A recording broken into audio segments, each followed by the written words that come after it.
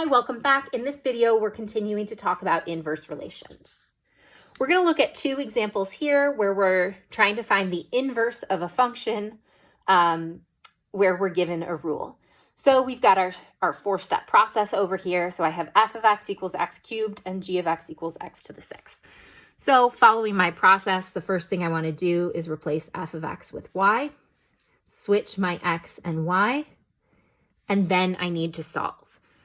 But unfortunately, at this point, I have y cubed, which I'm not really sure how to deal with right now. So we need to talk about nth roots. This will answer the question, how do we undo an exponent? So when I have this exponent, y cubed, how am I going to undo this? And the answer is nth roots. For any real number, a and b, and any positive integer n, if a to the n is equal to b, then a is an nth root of b. If we want to look at this in terms of sign or of some notation we're a little bit more familiar with, if we have b to the n is equal to a, this can be rewritten as the nth root of a is equal to b. So basically, taking the nth root of both sides is going to undo that nth root. Just like if we had squared, we would take the square root of both sides. If this is cubed, we'll take the cube root of both sides.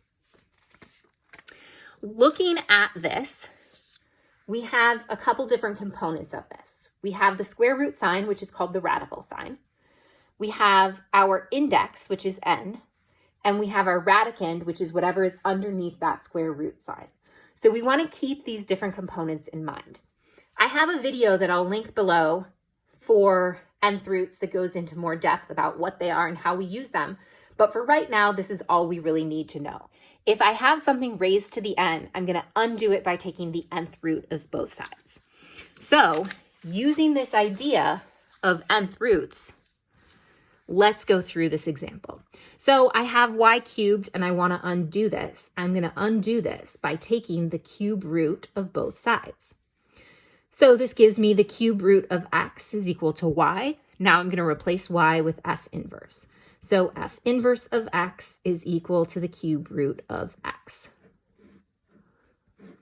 I'm going to do the same thing with x to the sixth. So g of x, I'm going to replace that with y. I'm going to switch my x and y. And now I have the sixth root. So I am going to take the sixth root of both sides. The sixth root of y to the sixth is just y. And when I do this, this is an even number here. If my index is even,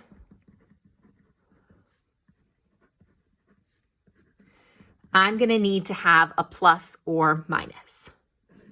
So if I'm taking the sixth root of both sides, 6 is even. So this needs to be plus or minus the sixth root of x.